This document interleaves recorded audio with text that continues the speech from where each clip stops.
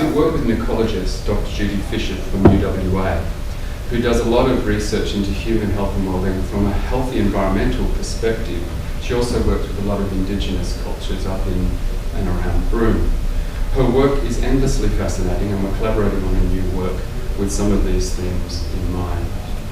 I'm interested in to realign my physically based arts practice, performance and research across a growing number, to align it across a growing number of artists and science collaborations, to engage in a reawakened fascination of all things subaquatic, prehistoric and vital. Environmental conservation is a massive issue and concern. I am only one person, but already others have inspired me, and I have in turn inspired others. At least 50, I can count. These people have then inspired others in the process. One person can inspire 10, can inspire 100, can inspire 1,000, I guess. That's where I'm interested to position my work these days, is as an inspiring methodology, not just an outcome, but a practice that we can share in the space and learn how to better communicate in the vast realm and the pressing matters that are of concern. Now, there's more in there, but we'll leave that for another conversation. So I'm just going to really quickly, 1 minute, show you a few things here. I became interested in the idea of immersing ourselves. So I scuba dive and free dive a hell of a lot.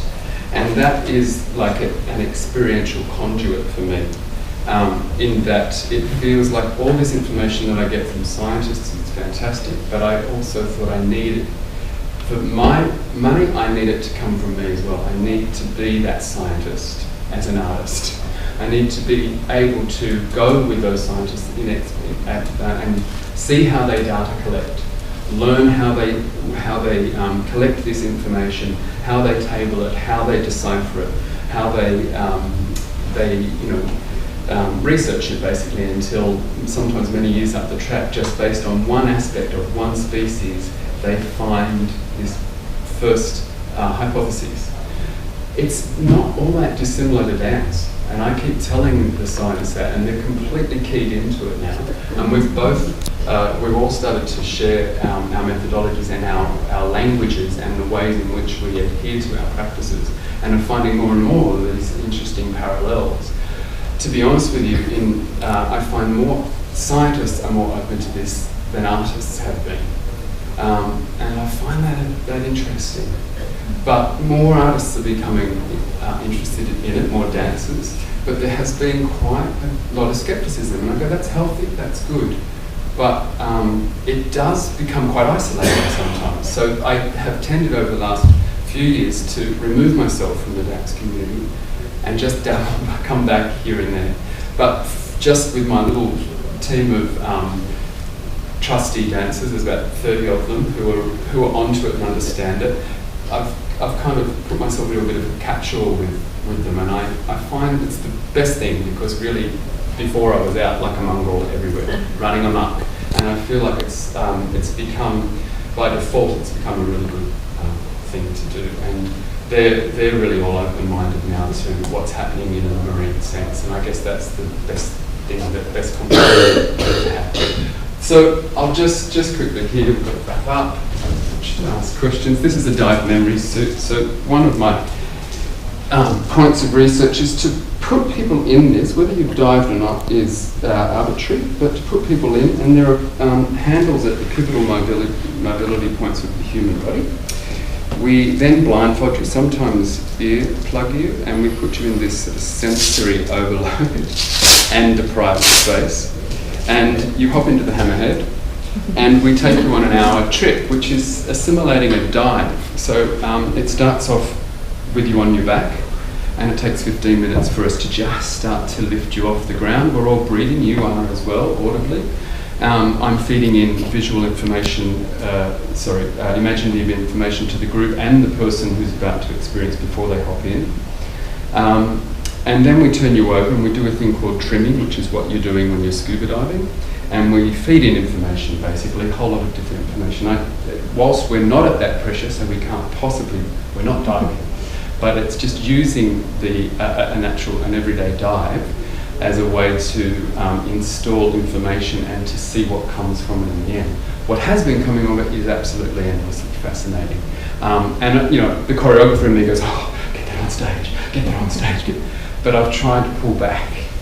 So all these people that I'm working with going, gosh, you've got hundreds of hours of this amazing footage. And I'm going, yeah, that's all right, it'll keep. And you know, there's about 6 works I want to make. But it's a nice place to be in, I guess, is to just be in this open research place with scientists. But it's time to make works as well. So I should wrap it up. People, and I'm just wondering what kind of, if you have a relationship with diving with aquifers or With what? you know, diving in fresh water. A little bit, but the whole negative.